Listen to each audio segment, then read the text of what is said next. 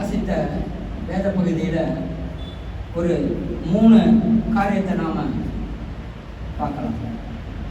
முதலாவது காரியம், முதல் வசனம் வாசிங்க சிஸ்டர். 18ஆம் அதிகாரம் 18வது வசனம். அப்பொழுது தலைவன் ஒருவன் அவரை நோக்கி நல்ல போதகரே, நித்திய ஜீவனை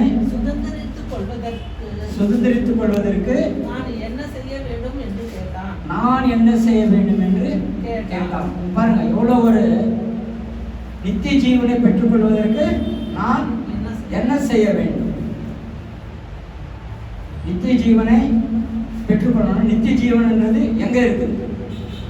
நித்திய ஜீவன் பரலோகத்தில் இருக்குதா, இல்லை பரலோக ராஜ்யத்தில் இருக்கிறதா? ராஜ்யம் வேற, பரலோகம் வேற. நாம கடைசியில் ஜெபம் பண்றது கூட பரமண்டலில் இருக்கும் பரமபிதாவே, உன் ராஜ்யம் பூமிக்கு வருவதாக. அவரு அங்க இருக்கிறாரு, அவருடைய ராஜ்யம் இங்க வரணும். நம்ம அதுக்காக தான் ஜெபம் பண்றோம்.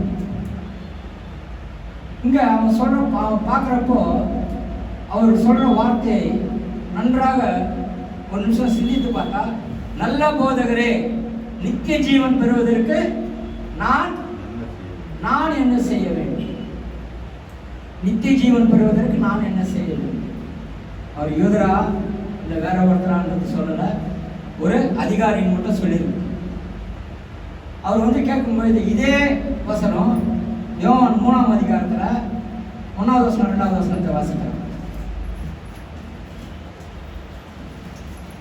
யோவான் 3ஆம் அதிகாரம். யூதர்களுக்கு அதிகாரியான நிக்கோதேமு எனப்பட்ட பரிசேயன் ஒருவன் இருந்தான். அவன் ராக்காலத்திலே இயேசுவிடத்தில் வந்து ரபி, நீ தேவனிடத்திலிருந்து வந்த போதகர் என்று அறிந்திருக்கிறோம். ஏனெனில் ஒருவனும் தன்னுடனே தேவனிராவிட்டால் நீர் செய்கிற இப்படிப்பட்ட அற்புதங்களை செய்ய மாட்டான் என்றான். அப்படியே படிங்க. இயேசு அவனுக்கு பிரதியுத்தரமாக ஒருவன் மறுபடியும் பிறவாவிட்டால் தேவனுடைய ராஜ்யத்தை காண மாட்டான் என்று மெய்யாகவே உங்களுக்கு சொல்லுகிறேன் என்றார். மெய்யாகவே உங்களுக்கு சொல்லுகிறேன் என்றார். பாருங்க, இங்கே 2 டிஃபரெண்ட் இருக்குது பாருங்க. அவரு வராரு, நிக்கோதேமு எனப்பட்டவரு அவரை கேட்கிறார், நீங்க தேவனிடத்திலிருந்து வராவிட்டால் இந்த மாதிரி கிரியைகளை யாராலையும் செய்ய முடியாது. இப்ப அந்த தேவன் பிதாவாகிய தேவன் எங்க இருக்கிறாரு? பரலோகத்துல இருக்கிறார். இப்ப அவர் எங்கிருந்து வந்திருக்கணும்? பரலோகத்திலிருந்து வந்திருக்கணும். ஆனா அவருக்கு சொல்ற வார்த்தையை பாருங்க, ஒருவன் மறுபடியும் பிறவாவிட்டால் பரலோக ராஜ்யத்திலே பிரவேசிக்க முடியாது. இவர் என்ன சொல்றாரு? அவர் என்ன சொல்றாரு? நிக்கோதேமு எனப்பட்டவரு, நீ தேவனிடத்தில் இருந்து வராவிட்டால் இந்த மாதிரி அதிசயங்கள் செய்ய முடியாது. கரெக்ட். இவரு ஆமாப்பா நான் தேவனிடத்திலிருந்து வந்தேன் அப்படின்னு சொல்லல. இங்க என்ன சொல்றாரு? ஒருவரும் தவிர தேவன் ஒருவரும் தவிர வேற யாரும் நல்லவங்க இல்லை அப்படின்றார். இது பார்க்கும்போது கம்பேர் பண்ணும்போது இந்த ரகசியங்கள் ரொம்ப சூட்சமமான ரகசியமா இருக்கு. பரலோகம் என்றால் என்ன? பரலோக ராஜ்யம் என்றால் என்ன? பரமண்டலங்களில் இருக்க எங்கள் பரமபிதாவே,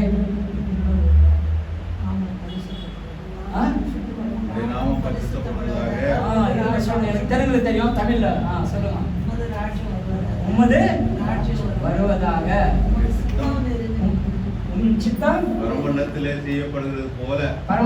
செய்யப்படுவது போல பூமியிலும் செய்யப்படுவதாக. அப்போ இந்த பூமியிலே செய்யப்படுவதாக அப்படின்றதுக்கு நிறைய காரியங்கள் இருக்கு. அவர் கேட்கிறாரு, சொல்றாரு, ஏம்பா நீ இதெல்லாம் படிச்சுக்கிறியான்னு கேட்குறாரு. என்ன படிச்சிருக்கிறியா? வசனம் சொல்றதுக்கு பாருங்க, அவர் ரொம்ப அருமையா சொல்லப்பட்டிருக்குது. இங்க 18ஆம் அதிகாரத்துல 3வது வசனத்தை வாசிக்கலாம்.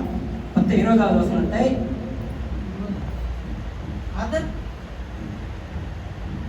விபச்சாரம் செய்யாதிருப்பாயாக, விபச்சாரம் செய்யாதிருப்பாயாக, கொலை செய்யாதிருப்பாயாக, கொலை செய்யாதிருப்பாயாக, களவு செய்யாதிருப்பாயாக, களவு செய்யாதிருப்பாயாக, பொய் சாட்சி சொல்லாதிருப்பாயாக, பொய் சாட்சி சொல்லாதிருப்பாயாக, உன் தகப்பனையும் உன் தகப்பனையும் உன் தாயையும் கனம் பண்ணுவாயாக என்கிற கற்பனைகளை நீ அறிந்திருக்கிறாயே. கற்பனைகள் எல்லாம் உங்களுக்கு தெரியும் இல்லையாப்பா? அதற்கு அவன் இவைகள் எல்லாம் என் சிறு வயது முதல் கை கொண்டிருக்கிறேன் என்றார். இயேசு அதை கேட்டு அது வரைக்கும் எவ்வளவு ஒரு அருமையான காரியம் பாருங்க. இந்த கற்பனைகளே மோசேவின் காலத்துல ஆண்டவர் எழுதப்பட்ட ஒரு கட்டளைகள். இந்த கட்டளைகள் எல்லாம் நான் படிச்சிருக்கிறேன்பா, இதெல்லாம் எனக்கு தெரியும். என்ன, கொலை செய்யக்கூடாது, விபச்சாரம் பண்ணக்கூடாது, திருடக்கூடாது, பொய் சொல்லக்கூடாது, இதெல்லாம் எனக்கு தெரியும். ஆனா நான் இப்போ என்ன பண்ணணும்?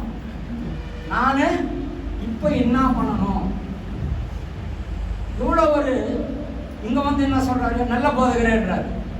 அங்க வந்து என்ன சொல்றாரு? நான் பரலோக ராஜ்யத்துக்குள்ள பிரவேசிக்கணும்னு நான் என்ன பண்ணணும் அங்க கேட்கறேன். இங்க என்ன இவரு என்ன சொல்றாரு? நீ இதெல்லாம் செய்யக்கூடாதுன்னு சொல்றாரு.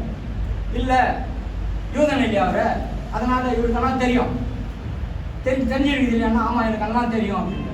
இப்போ இங்க நடக்கிற காரியம் பார்க்கும்பொழுது இதெல்லாம் உனக்கு தெரியும், ஆனா உங்ககிட்ட ஒரு குறை இருக்குது பாருங்க. இவனுக்கு ஜில்லுனை போதோட வரலாம். உனக்கு 100 மார்க் வந்திருக்கும், ஆனா நீ ஒரு தவறு செஞ்ச, அதனால உனக்கு 99 மார்க் வந்துச்சு. 100 மார்க்குக்கு தானே நான் ஏதனா ஒரு தவறு என்ன செஞ்சேன், அந்த தவறு நான் என்ன செஞ்சேன் அதே தான் யோசனை பண்ணாங்க. நீ இந்த 99 மார்க் வந்ததை பத்தி யோசனை பண்ண மாட்டான். என்ன பண்ணுவான்? அந்த ஒரு மார்க் எதனால போச்சுனாக்கா, நீ ஒரு வேளை புல் ஸ்டாப் வைக்காத இருக்கலாம், இல்லை காமா வைக்காத இருக்கலாம், இல்லை கோலன் போடாத இருக்கலாம். கோலன்னா நீட்டாக ஒரு குச்சி மாதிரி ஒன்று, அது கீழே ஒரு புள்ளி மாதிரி ஒன்று, அது கோலன். இது மாதிரி நீ எதனா பண்ணிருக்கலாம். அதுக்கு இதெல்லாம் எனக்கு தெரியும், உனக்கு தெரியும், எனக்கு கூட தெரியும். ஏன்னா நீ தான் இல்லையா, உங்க அப்பா அம்மாங்களாம் இதெல்லாம் சொல்லி கொடுத்துருப்பாங்க, உன்னை வளர்த்துருப்பாங்க, உனக்கெல்லாம் தெரியும். ஆனா இப்போ நான் சொல்றது நீ செய்யுன்ற. இவங்க உடம்பெல்லாம் நடுங்குது. என்னடா இது, எல்லாமே நம்மளுக்கு தெரியுமே, இதுக்கு மேல நம்ம என்ன செய்யணும், அப்படின்றப்பதான் அவர் அங்க சொல்றாரு. அப்ப 22வது வசனத்தை பாருங்க. இயேசு அதை கேட்டு இன்னும் உன்னிடத்தில் ஒரு குறை உண்டு, உனக்கு உண்டானவைகள் எல்லாம் விற்று தரித்திரருக்கு கொடு. அப்போது பரலோகத்திலே உனக்கு பொக்கிஷம் உண்டாயிருக்கும். பின்பு என்னை பின்பற்றி வா என்றார்.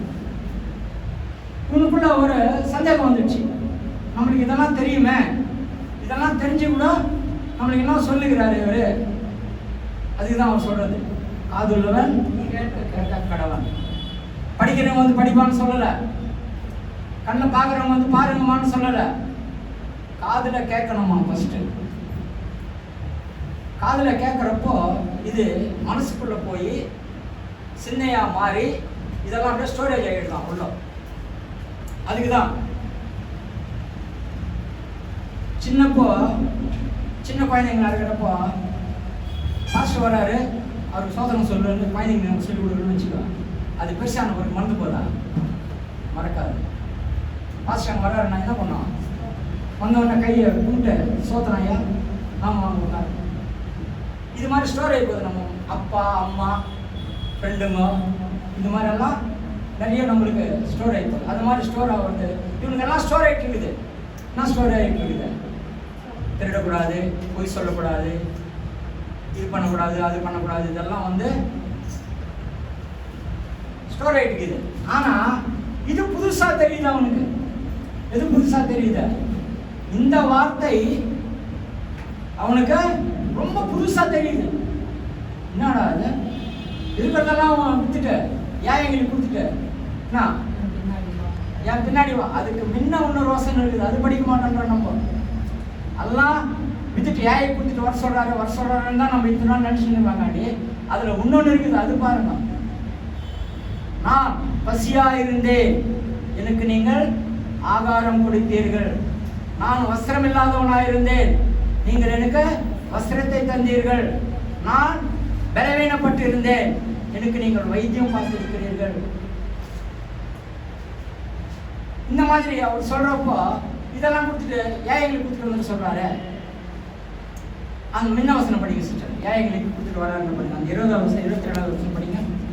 இயேசு அதை கேட்டு இன்னும் உன்னிடத்தில் ஒரு குறை உண்டு, உனக்கு உண்டானவைகளை எல்லாம் தரித்திரனுக்கு கொடு. அப்போது பரலோகத்திலே உனக்கு பொக்கிஷம் உண்டாயிருக்கும். பின்பு என்னை இருங்க. பரலோகத்துல பொக்கிஷம் உண்டாயிருக்கும்னாக்கா அங்க என்ன இல்லை, பசியும் இல்லை, பட்டினியும் இல்லை, இருட்டும் இல்லை, பகலும் இல்லை, எப்போ ஒரே மாதிரியா இருக்கும். பசியும் பட்டினி இல்லாத இடத்துக்கு எல்லாத்துக்கு நம்ம பேங்க்ல போட்டு வைக்கிறது இல்லை சொல்லுங்க. பசியும் பட்டினியுமா இருக்காதப்போ நம்மளுக்கு நம்ம ஏன் பேங்க்ல துட்டு போட்டு வைக்கிறோம்? இங்க இப்போ நம்ம இங்க துட்டு பேங்க்ல டிபாசிட் பண்றோம்னா என்னத்துக்கு? நாளைக்கு ரிட்டையர்ட் ஆகிட்டாக்கா அது வாங்கினாக்கா நம்மளுக்கு கொஞ்சம் ஹெல்ப்ஃபுல்லா இருக்கும் அப்படின்றது சேவிங் பண்ணி வச்சுன்னு வரோம். இவரு சொல்ற சேவிங் வந்து வேற. இவர் சொல்ற அந்த சேவிங்கே வந்து வேறையா இருக்குது பாருங்க. உனக்கு பரலோகத்துல பொக்கிஷமா இருக்கும்ன்ற. இங்க நீ கொடுக்குறதெல்லாம் அங்க என்ன பண்ணோம், எல்லாம் பயங்க சேர்ந்து இருக்கும்ன்ற. இவரு எல்லாருக்குமே ஒரு கன்ஃபியூஷன் வந்துடும். என்னடா இது, பரலோகத்துல பசியும் இல்லை பட்டினியும் இல்லைன்றாரு. அங்க நாத்துக்கு நம்ம போய் சேர்த்து வச்சுக்கணும், நாம அங்க என்னத்துக்கு போய் சேர்த்து வைக்கணும். யாருக்குன்னா ஒரு டவுட் வருமா வராதா? எல்லாருக்குமே வரும். எனக்கு கூட வரும், உங்களுக்கு கூட வரும். இங்க சேர்த்து வச்சுக்கினா இங்க துண்ணாக்கா நம்ம போன பிறகு பிள்ளைங்க துண்ணாங்க, பிள்ளைங்க ஆன பிறகு பேர பிள்ளைங்க அவங்க இவங்க துணுக்குறாங்க, ஆசி சேர்த்து வைக்கிறோம். இதெல்லாம் விட்டுட்டு அங்க எடுத்து போய் வைக்க சொன்னாக்கா அங்க வச்சு என்ன பண்றது? நான் ஒரு டவுட் வருமா வராதா? ஒரு கேள்வி ஒண்ணு பிறக்குமா பிறக்காத? அவரு சொல்ற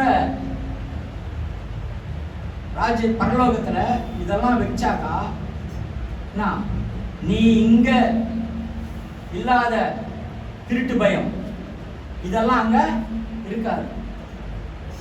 நீ இங்க சேர்த்து வச்சு எல்லாம் என்ன பண்ற? எல்லாம் நீ துன்றது இல்ல, உன் பிள்ளைகளை அவங்க துன்றாங்க. நீ துன்றதுக்கு அங்க சேர்த்து வைப்பா. அவங்கவுங்க துன்றதை அவங்கவுங்க அங்க சேர்த்து வைக்கிட்டோம். அங்க கிடைக்கும். எங்க கிடைக்கும்? பரலோகத்துல கிடைக்கும். அங்க பசி இல்ல பட்டினி இல்ல, கரெக்ட். ஆனாலும் நீ இங்க சேர்த்து வச்சினா அங்க பட்டினியா இருக்க மாட்ட. என்ன இருக்க மாட்ட? சேர்த்து வைக்கிறது பணத்தை சொல்லுங்க. நீ இங்க சேர்த்து வைக்கிறத அங்க பட்டினியா இருக்க மாட்ட. நீ இங்க எல்லாரும் கொடுத்துரு, பட்டினியாரங்களுக்கு கொடு, வஸ்திரம் இல்லாதவங்களுக்கு வஸ்திரம் கொடு, செருப்பு இல்லாதவங்களுக்கு செருப்பு வாங்கி கொடு. இதெல்லாம் வந்து புஸ்தகத்தில் எழுதப்பட்டப்போ, ஞாபக புஸ்தகத்தில் எழுதப்பட்டப்போ ஆண்டவர் நின்னப்போ ஆண்டவர் இதெல்லாம் எடுத்து பிதாவிடத்தில் காமிப்பார். இந்த மகன் தனது இருக்கிறதெல்லாம் வித்துட்டு ஏழைங்களுக்கு கொடுத்துட்டு என் பின்னால வந்தான். அவர் பின்னால வர்றது என்ன அர்த்தம்? ஜீவனுக்குள்ள வந்தான்ப்பா. என்னை தொடர்ந்து வந்தான்ப்பா. எனக்காக எத்தனையோ நாள் பட்டினியா இருந்திருக்கிறான்ப்பா. எனக்காக எத்தனையோ நாள் ஊரூரா நடந்து வந்திருக்கிறான்ப்பா. எத்தனையோ இடத்துல எனக்காக சுவிசேஷம் சொல்லி இருக்கிறான்ப்பா. இந்த புள்ளைய நீங்க கொஞ்சம் ஞாபகம் பண்ணுங்க. அந்த மாதிரி ஒரு சூழ்நிலையில பார்க்கும் பொழுது பரலோக ராஜ்யம் சமீபமா இருக்கிறது அப்படின்னு யோவான் ஞானஸ்நானகர் சொல்றாரு. வருகிற உபதிரவத்துக்கு உங்களை தப்பித்துக் கொள்ளுங்கன்னு சொல்றாரு. வருகிற உபதிரவம் ராஜா எப்படி வருவாரு? ராஜ்யத்தை ஆளுகர் பண்றதுக்கு ராஜா வருவார். சரி, இந்த ராஜா வந்தாருனாக்கா இருக்கிற இடத்துலலாம் வந்து இப்போ சித்தூர்ல ஒரு ராஜா இருக்கிறாரு, திருப்பதியில் ஒரு ராஜா இருக்கிறாருன்னு நினச்சிக்கோ. இந்த ராஜா மேலே அந்த ராஜா சண்டைக்கு போவார், அந்த ராஜா மேலே இந்த ராஜா சண்டைக்கு வருவார். ஏன் வருவாங்க சொல்லுங்க? இதெல்லாம் பிடிச்சி வச்சுக்கணுமே. நம்ம ராஜ்யம் பெருசாக இருக்குதுன்னு தெரியுது.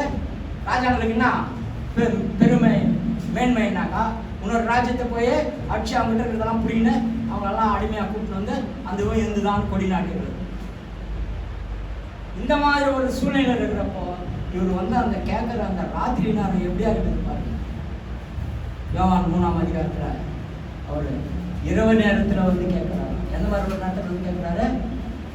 இரவு நேரத்தில் வந்து கேட்குறாரு. ஏன்னா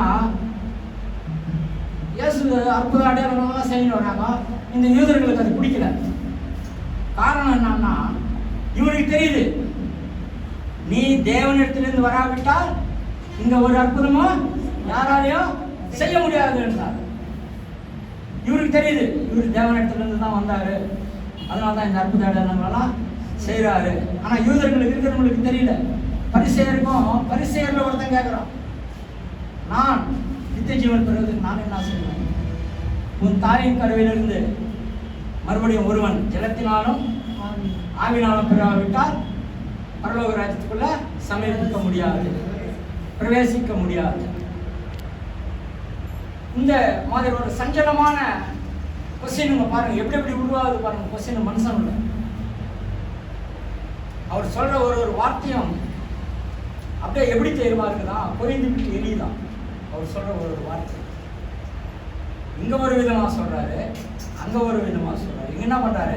இருக்கிறதெல்லாம் வித்துட்டு வந்துடுன்றாரு. அங்க என்ன சொல்றாரு? நீ மறுபடியும் பெறுவாவிட்டார். அவர் கேட்கிறார், அவர் நிபந்தனை கேட்கிறார், நான் எப்படி ஐயா இவ்வளவு வயசு ஆகி போச்சு, நான் தாய் வயிற்றுல திருப்பி எப்படி போய் நான் வந்து பிறக்கிறது? இல்லை, ஒருவன் ஜலத்தினாலும் ஆவினாலும் பெறுவாவிட்டால் தேவனுடைய ராஜ்யத்துல பிரவேசிக்க முடியாது.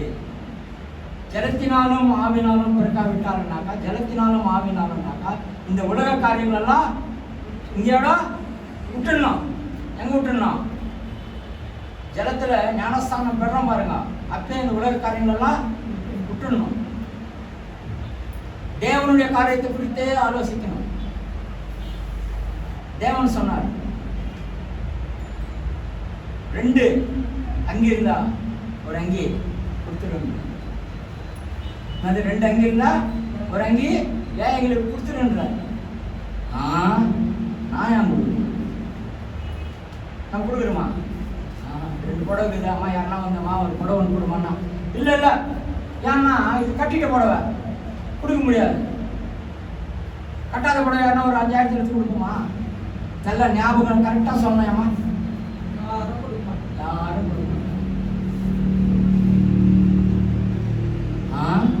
மாமியாருக்கு 5000 புடவை எடுத்து கொடுக்குறேன். ஒரு 300 ரூபாய் சேர்ந்து கூட கேள்வி கட்டி நாங்கள் எங்கன்னா மூலையில் விழுந்து கிடக்கோம். என்னது கேள்வி? அந்த அம்மா இல்லைனாக்கா நீ மருமகளே இருக்க மாட்டேன் அந்த வீட்டுக்கு. 300 ரூபாய் கூட யார் எடுத்து கொடுக்குறது? அது அப்புறமா கொஸ்டின். இந்த மேல சொல்றாங்க 300 ரூபாய்க்கு யாரும் எடுத்து அது கவர்மெண்ட்ல கொடுக்குறாங்களா? உகாதிக்கோ சங்கராந்திக்கோ கொடுக்குறாங்க இல்லையா? அந்த மாதிரி ஒரு படம் ஒன்று போட்டா வீடு கட்டிட்டு அந்த கேள்வி இல்லைன்னா நீ வீட்டுக்கு மருமகளா வந்திருக்க மாட்டிய. ஆண்டவரோட வார்த்தை நம்ம ஏன் இங்க வரோம் சொல்லுங்க? நம்மளுக்குள்ள ஆண்டவர் வார்த்தை இல்லைனாக்கா நம்ம ஏன் இங்க வரோம்? வித வருமா? வித வரமாட்டோம். உலகத்தான் நீங்க உட்காந்துக்கிறேன்னா யாருங்க உட்காரு? ஆண்டவருடைய வார்த்தையை கேட்கணும், அதே நாம செய்யணும் அப்படின்ற ஒரு வார்த்தை கேட்க அவங்க வந்தான். நான் பரலோக ராஜ்யத்தை பிரவேசிக்கணும்னு நான் என்ன பண்ணேன்? அவங்க கேட்குற ஒரு கேள்வி பாருங்க. பைபிள்ல ஒரு கேள்வி எப்படி தெரியுமா இருக்குது? அப்படியே மனுஷனெல்லாம் கொண்டுடுது. சொல்லாதிய கத்தியத்து குத்தாதிய குத்திடுது, கத்தியத்து கொடுக்காதே நோவு எடுக்குது. எல்லாம் சொல்லிட்டான். எனக்கு இதெல்லாம் பழைய காலத்துலேருந்து எங்கள் தாத்தா காலத்துலேருந்து எங்களுக்கு சொல்லி கொடுத்தீங்கன்னா வந்தாங்க. நாங்களும் இதெல்லாம் கேட்டோம், கரெக்டாக ஆலயத்துக்கு போகிறோம், பலி செலுத்துகிறோம், திருட மாட்டோம், பொய் சொல்ல மாட்டோம். என்ன இந்த மாதிரிலாம் நாங்கள் பண்ணின்னு வந்துட்டோம். இதெல்லாம் பண்ண கரெக்டுப்பா. ஆனால் கூட உங்கள் இடத்துல ஒரு குறை இருக்குது. என்ன இருக்குதா? உங்கள் இடத்துல இன்னொரு குறை இருக்குது. இன்னும் என்ன இடத்துல குறை இருக்குது? நான் கர்மம் பண்ணுறேன், வருஷத்துக்கு ஒரு தடவை பலி கொடுக்குறேன், என்ன திருடுறதில்லை, பொய் சொல்கிறதில்லை, உன்னோடைய பொருளுக்கு நான் ஆசைப்படுறதில்லை, இந்த மாதிரிலாம் நான் இருக்கிறேன்னா இன்னும் கூட என்கிட்ட என்ன குறை இருக்கு? உங்ககிட்ட இன்னும் குறை இருக்கு, இன்னும் குறை இருக்குது. என்ன குறை நினச்சிப்போம். எங்களுக்குள்ள என்ன குறை இருக்குது? எனக்குள்ள என்ன குறை இருக்கு? எனக்குள்ள என்ன குறை இருக்கு? அதை நாம் மாட்டி சிந்தித்து பார்த்தாக்கா ரொம்ப ராத்திரிலாம் தூக்கம் வராது. இன்னும் குறை குறை இருக்கு, இன்னும் உங்ககிட்ட குறை இருக்கு, இன்னும் உங்ககிட்ட என்ன குறை இருக்கு? நிறைய இருக்குது குறைங்க. கணவனை கனப்படுத்துன்றாங்க, மனைவியை கனப்படுத்த சொல்ற, அன்பு செய்ய சொல்ற. இதுதான் வித்தியாசம். அன்புக்கும் கணவனுக்கு கனப்படுத்துறதுக்கு ரொம்ப வித்தியாசம் இருக்கு. வேலைக்கு போயிட்டு வீட்டுக்கு வர்றப்ப கூலி வாங்கிட்டு வந்து பொண்டாட்டிகிட்ட கொடுத்தான்னு வச்சுக்கா, ஊரெல்லாம் போய் சொல்ல மாட்டாங்க. சொல்லுவாங்களாம்மா? சொல்லுவாங்களா? சொல்ல மாட்டாங்க. ஒரு நாளைக்கு கூலி வாங்கிட்டு கொடுக்கலன்னு வச்சுக்க, மனுஷனா நான் எத்தனை கொடுப்பான், நான் ரொம்ப கொடுக்க வேண்டியதெல்லாம் இருக்குது, ஆனால் கூட கொடுக்கணும், ஊரெல்லாம் போய் சொல்லணும். சரி, மறுநாள் காலையில் வேலைக்கு போனாலும் வேலை இல்லைன்னு வந்துட்டாருன்னு வச்சுக்கா, இப்போ நீங்கள் ஏதோ அரிசி போயிட்டு ஏதோ பேசிக்கிறான்னு வச்சுக்கா, அந்த மாதிரி டைமில் எங்கள் வீட்டுக்காரர் வராருமா, நான் இருமா போய் தண்ணி குடிச்சிட்டு வரணும் அப்படின்னு இந்த அம்மா மனசு ஏந்துக்குவாங்களா? ஏந்துக்க மாட்டாங்க. ஏன் திருவிடுவீங்க? ஏந்துக்க மாட்டாங்க. பக்கத்து வீட்டுக்காரமா சொன்னாங்க, என்ன உங்கள் வீட்டுக்காரர் வரான், அதான் அவன் வரான். இதுவும் ஒரு குறை தான். நிறைய இருக்குதுமா குறைங்க. மனுஷன்கிட்ட வந்து குறைங்க நிறைய இருக்குது. இவ்வளோ குறை இல்லை. இவர் அங்கே ஒரு குறை தான் சொன்னார், இருக்கிறதெல்லாம் விற்றுட்டு ஏன் எங்களை விற்றுட்டு வாங்கினாரு. நம்ம கிட்ட இருக்கிற குறைங்களெல்லாம் பார்த்தாக்கா நம்மளுக்கு ஒரு நாளைக்கு சோறு தூங்க முடியாது. பிள்ளைங்களுக்கு நிறைய சொல்லியிருக்கிறார். அப்பா ஒரு கிளாஸ் தண்ணி எடுத்துகிட்டு வந்து கொடுக்க சொன்னாருன்னு வச்சுக்கோ, அந்த புள்ள போய் தண்ணி எடுத்துகிட்டு வந்து கொடுத்துச்சுன்னா அந்த அப்பாவுக்கு சந்தோஷமா இருக்கும், சந்தோஷமா இருக்காது. காரணம் என்ன? காரணம் என்ன? தண்ணி எடுத்துட்டு வந்து கொடுத்தானே இல்ல, அந்த தண்ணி ஒரு பிரச்சனை இல்ல, அந்த அப்பா சொன்ன வார்த்தைக்கு அவன் கீழ்ப்படிந்து நடந்து போய் தண்ணி எடுத்துன்னு வராம, அதுதான் கீழ்ப்படிகிறது. இங்க அதான் சொல்றாரு அவரு, இதெல்லாம் வித்துட்டு நீ என் கூட வாப்பா பின்னால. இந்த மாதிரி ஒரு குற்றம் அவனுக்குள்ள இருக்கிறப்போ அவனுக்கு எப்படி இருந்ததுதான்? பெரிய ஆஸ்தி பரனா இருந்தான். கீழே இருக்கிற வசனம் படி, அவன் அதிக ஐசுரம் உள்ளவனானபடியால் அவன் அதிக ஐசுரம் உள்ளவனானபடியால் இதை கேட்ட பொழுது மிகுந்த துக்கம் அடைந்தான். அவன் மிகுந்த துக்கம் அடைந்ததை இயேசு கண்டு ஐஸ்வர்யம் உள்ளவர்கள் தேவனுடைய ராஜ்யத்தில் பிரவேசிப்பது எவ்வளவு அரிதா இருக்கிறது. இது நிஜமான வார்த்தையா? எப்படி? ஐஸ்வர்யம் உள்ளவங்க கூடுன்னு சொன்னா அவனுக்கு கஷ்டம் வருது. அப்ப உண்மைதான். அப்ப ஏன் ஆபிரகாம் ஐஸ்வர்யன் ஆகினார் ஆண்டவர்? ஆபிரகாம் போலையா? ஆபிரகாமும் போனாரா இல்லையா? ஆபிரகாம் கீழ்ப்படினான். அது போல கீழ்ப்படியணும் எல்லாரும். அது என்ன பண்ணணும்? தேவனுக்கு கீழ்ப்படியணும். தேவனுக்கு கீழ்ப்படிகிறதுன்னா நிறைய இருக்குது சொல்லணும். கணவனுக்கு தேவன் வந்து கணவனுக்கு கீழ்ப்படியணும். கணவன் வந்து மனைவி மேல அன்பு செலுத்தணும். மனைவியை வந்து கணவனுக்கு கீழ்ப்படியணும். அப்போ கீழ்ப்படுகிறப்போ மனைவியினுடைய பேச்சை பிள்ளைங்க கேட்பாங்க. உங்க அப்பா வந்துட்டான் சும்மா அப்படின்னு மறுநாளைக்கு என்ன பண்ணாங்க? அந்த பிள்ளை யாரு பார்த்தனா? எங்க அப்பா அவன் என்னது? எங்க அப்பா பாருங்க, பிள்ளைக்கு யார் கற்றுக் கொடுக்குறான்? நம்ம தான் கற்றுக் கொடுக்குறோம். ஒரு அப்பாப்பா இன்னைக்கு வேலை இல்லை, நாளைக்கு வேலைக்கு போனாக்கா உனக்கு பிஸ்கெட் வாங்கி வருவாருப்பா, சாக்லேட் வாங்கிப்பா, உனக்கு என்ன தேவையோ அது வாங்கி கொடுப்பாருப்பா அப்படின்னு மரியாதை சொன்னேன்னு வச்சுக்கோ. யாரா? எங்கள் அப்பா அவரு எங்கள் வேலைக்கு போயிருக்கிறாரு. எங்கள் அப்பா சாயங்காலம் வர போயிருந்தீங்கன்னா வாங்கிட்டு வருவார், பிஸ்கெட் வாங்கிட்டு வருவார், சாக்லேட் வாங்கிட்டு வருவார். இதெல்லாம் மரியாதை சொல்லணும். நம்ம கற்றுக் கொடுக்கறதுல தான் இருக்குது. அதான் அவர் சொல்றாரு, நீ தேவனிடத்தில் இருந்து வராவிட்டால் இந்த அற்புதங்கள் செய்ய முடியாது. பாருங்க, தேவனை இயேசு கிறிஸ்து எப்படி ஒரு மகிமைப்படுத்துறார் பாருங்க. அவ்வளோ அற்புதமான காரியங்களை செஞ்சிருக்கிறார். அவர் குஷ்ரோகிகளை சுகமாக்கிருக்கிறார், சப்பானிகளை நடக்க செய்திருக்கிறார், கண்ணு தெரியாதவங்களை கண்ணு கொடுத்திருக்கிறார். 12 வருஷம் பெரும்பாலும் பட்ட ஸ்ரீ வந்து தொற்றவுடன் அவருக்கு சுகமாச்சு. 38 வருஷ காலம் அந்த படுத்திருந்த பெத்தஸ்தா படுத்தாரில் படுத்திருந்தான். அவன் எழுந்து நடந்தான். எத்தனையோ அற்புதமான காரியங்கள்.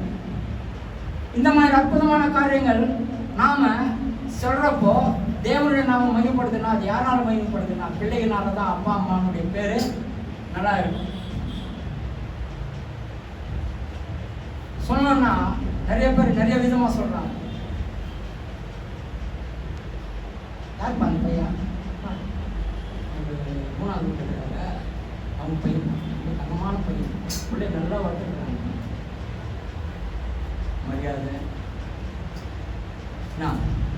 போய் கீழ்படிதல் போய் நின்றா கூட ஏன்னா அங்கே அங்கே போய் கடையில் எதுவும் வாங்கி வந்து கொடுனா இரு ஆண்டி வாங்கி வந்து கொடுக்குறவங்க வந்து போயிட்டு வந்து வாங்கி வந்து கொடுக்குறாங்க. நல்லா மரியாதையாக வளர்த்துக்கிறாங்க. பிள்ளைங்களா வீட்டுக்கு போனால் கூட மரியாதையாக கவனிக்கிறாங்க. கொஞ்சம் பிள்ளைங்களை சொன்னோன்னா அதுவா அது போடுகால். அவங்க அப்பா அம்மா எப்படி வளர்த்துக்கிறாங்க பாரு. யார் வளர்த்துக்கிறாங்க? இது போடுகால் இருக்கிற அப்பா அம்மா காரணம். முக்கியமாக ஒரு பக்கத்தில் பார்த்தா காரணமே காரணம். ஒரு கதை ஒன்று சொல்லுவாங்க, அது சிம்பிளா, ஏன்னா டைம் இருப்போது. ஒரு அம்மா இருந்தாங்க, ஒரு புள்ள இருந்தார். அந்த பையன் ஒரு நாள் ஒரு 5 ரூபா ஒருத்தர் அங்கே வச்சுட்டு இருந்தாங்க, டீ குடிச்சிட்டு போயிட்டாங்க. அந்த 5 ரூபா எடுத்துட்டு வந்து என்ன பண்ணா அம்மா கிட்ட கொடுத்தாங்க. அம்மா இது மாதிரி பலானா ஆள் 3வது வீட்டில் இருக்கிறாள், நான் டீ கடைக்கு போய் டீ வாங்கி வர போனாக்கா அவங்க 5 ரூபா பக்கத்தில் வச்சுட்டு ஏந்து போயிட்டாருமா, நான் அது எடுத்துட்டு வந்துட்டோமா. கீழே துட்டு பார்த்தா என்ன பண்ண எடுத்துன்னு வந்த கொடுத்துரு. இந்த பிள்ளைக்கு திருடுறதுக்கு ஸ்டார்ட் பண்ணிட்டான். திருடுறதுக்கு ஸ்டார்ட் பண்ணான். ஒரு நாள் 5 ரூபா கொடுத்தா, ஒரு நாள் 50 ரூபா கொடுத்தான், ஒரு நாள் 500 ரூபா கொடுத்தான், 1000 ரூபா கொடுத்தான், 10,000 கொடுத்தான், லட்சங்கள் கொடுத்தான். எல்லாம் வந்தோம்னா போலீஸ்கார அவனை வந்து பிடிச்சிட்டு போயிட்டான். கோர்ட்டில் ஜட்ஜ்மெண்ட் நிற்க வைக்கிறான். ஜட்ஜ்மெண்ட் நிற்க வச்சு அந்த ஜட்ஜி கேட்குறார், ஏன்பா திருடுறது தப்பு இல்லையா அப்படின்னு. ஆமாம் தப்பு தான். இதெல்லாம் உனக்கு தெரியாதா? எனக்கு தெரியாது. திருடுறது தப்புன்னு எனக்கு தெரியாது. எங்கள் அப்பா எங்கள் அம்மா வந்து எனக்கு சொல்லிக் கொடுக்கல.